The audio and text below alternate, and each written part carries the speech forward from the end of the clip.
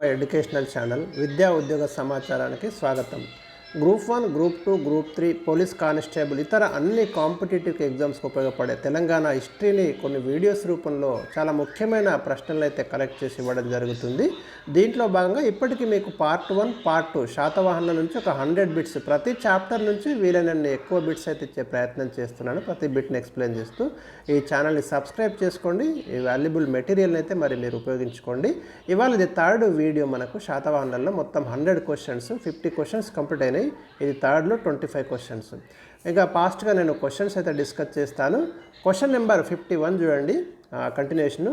శాతవాహన కాలంలో సుగంధ ద్రవ్యాలను తయారు చేసే వారిని ఏమన్నారు? దీనికి ఆన్సర్ వచ్చేసి గదికులు. అంటే ఒక్కొక్క వృత్తి పని వారిని ఒక్కొక్క పేరుతో అయితే పిలవడం జరిగింది.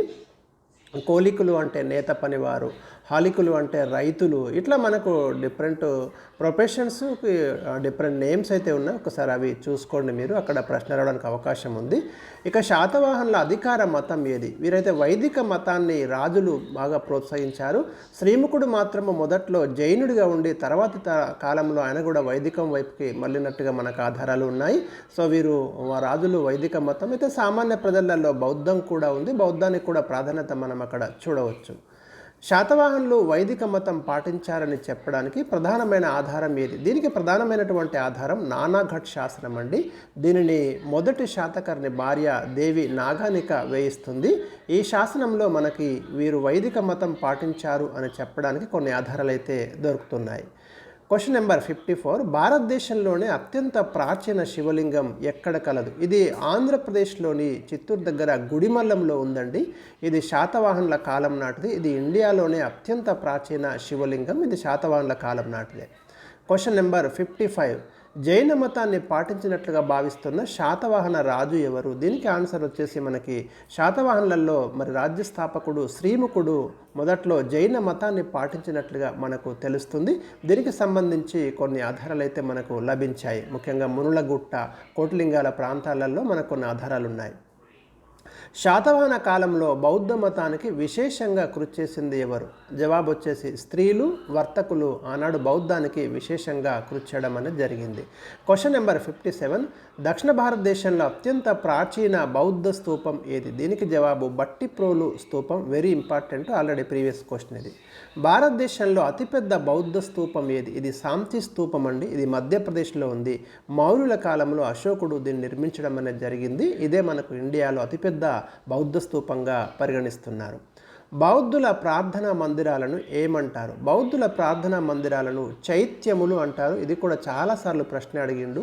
బౌద్ధ సన్యాసుల విశ్రాంతి మందిరాలను విహారములు అని అంటారు. ఎక్కడైతే చైత్యము, విహారము, విద్యాలయము ఇలాంటివి ఉంటాయో దానిని ఆరామం అని పిలుస్తారు. సో ఈ పదాలు అయితే చాలా ఇంపార్టెంట్. ఈ రెండు కూడా ముఖ్యమైన ప్రశ్నలే. Question number 61. శాతవాహనులు తొలుత ఎవరికి సామంతులు? శాతవాహనులు వీరు మొదట్లో మౌర్యులకు సామంతులుగా ఉన్నట్టు మనకు వివిధ శాసనాల ద్వారా మరి తెలుస్తుంది. తర్వాత వీరు స్వతంత్రించడం అనేది జరిగింది. శాతవాహనుల శాసనాలు ఏ భాషలో కలవు? శాతవాహనుల శాసనాలన్నీ మీకు ప్రాకృత భాషలో ఉన్నాయి. వారి అధికార భాష కూడా ప్రాకృతమే. బ్రాహ్మి లిపిలో ఉన్నాయి వీరి శాసనాలన్నీ కూడా. ఏ శాసనంపై శాతవాహన రాజుల ప్రతిమలు చెక్కబడ్డాయి? ఇది చాలా ఇంపార్టెంట్ క్వశ్చన్ అండి, డిఫరెంట్ క్వశ్చన్ ఇది. సో నానాఘట్ శాసనంలో దేవి నాగానిక వేయించిన నానాఘట్ శాసనంలో మీకు శాతవాహన రాజుల యొక్క ప్రతిమలు అయితే చెక్కబడ్డాయి.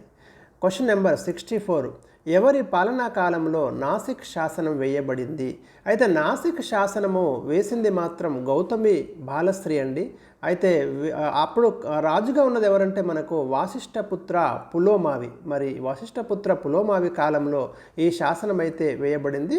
అంటే గౌతమిపుత్ర శాతకర్ణి యొక్క కుమారుడి కాలంలో ఈ శాసనం వేయించింది గౌతమి బాలశ్రీ. ఈ శాసనంలో గౌతమిపుత్ర శాతకర్ణి యొక్క విజయాలు అయితే మనకు వివరించబడ్డాయి. శాతవాహనుల కాలంలో జైనం ఆనవాళ్ళు ఎక్కడ కలవు? మునులగుట్టలో జైన ఆధారాలు అయితే మనకు లభిస్తున్నాయి. 66. బౌద్ధ స్తూపం బయల్పడ్డ ధూళికట్ట ఏ జిల్లాలో ఉంది? మీకు ధూళికట్ట ఇక్కడ పెద్దపల్లి జిల్లాలో ఉందండి, ఉమ్మడి కరీంనగర్. ఇక్కడ బౌద్ధ స్తూపం అయితే బయటపడింది. ఏ ప్రాకృత గ్రంథం ఆధారంగా కథా సరిత్సాగరం రాయబడింది? కథా సరిత్సాగరం మీకు సోమదేవ సూరి చేత రాయబడింది సంస్కృత భాషలో.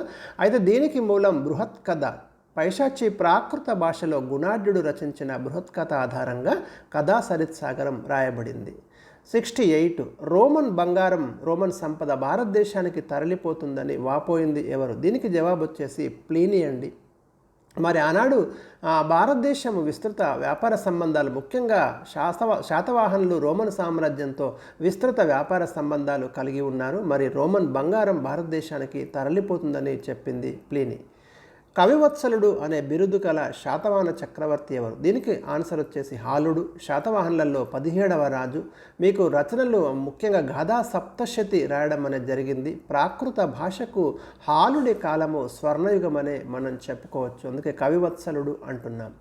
త్రిసముద్రతోయ పీతవాహనుడు అనే గౌతమిపుత్ర శాతకర్ణి యొక్క బిరుదు ఉంది. ఆగమ నిలయ, ఏకబ్రాహ్మణ ఇలాంటి బిరుదులు కూడా గౌతమిపుత్ర శాతకర్ణికి అయితే ఉన్నాయి. ఇది కూడా ఇంపార్టెంట్ క్వశ్చన్. శాతవాహనుల కాలంలో కరూకర అనేది ఏమిటి? ఇది వృత్తి పన్ను అండి. మరి వివిధ వృత్తులు అవలంబించే వారి మీద వేసినటువంటి పన్నును కరూకర అన్నారు. శాతవాహనుల కాలంలో వృత్తి సంఘాలను ఏమన్నారు? వీటిని శ్రేణులు అన్నారు. ఇవి కొన్నిసార్లు మనకు బ్యాంకులుగా కూడా వ్యవహరించాయి. అంటే డబ్బును డిపాజిట్ చేసుకోవడము, అప్పుకి ఇవ్వడం ఇలాంటి విధులు కూడా నిర్వర్తించడం అనేది జరిగింది. Question number 73. శాతవాహనుల కాలంలో ఎన్ని రకాల వృత్తులు ఉండేవి? 18 రకాల వృత్తులు ఉండేవి శాతవాహనుల కాలంలో. తమిళనాడులో ప్రసిద్ధి చెందిన రోమన్ వర్తక కేంద్రం ఏది? దీనికి ఆన్సర్ వచ్చేసి అరికమేడు అండి. చాలా ఇంపార్టెంట్ ఏన్షియంట్ ప్లేస్ ఇది. చాలాసార్లు ప్రశ్న ఉంటుంది. Question number 75. ఈ వీడియోలో ఇది చివరి క్వశ్చన్. తెలంగాణలో రోమన్ నాణెములు ఎక్కడ లభించాయి? గూటిపర్తి. ఇది ఆల్రెడీ క్వశ్చన్ అడిగిండండి టీజీపీఎస్లో ఇంతకుముందే. గూటిపర్తి, ఏలేశ్వరం, అక్కనపల్లి ఈ ప్రాంతాలలో తెలంగాణలో రోమన్ నాణెములు అయితే లభించడం జరిగింది.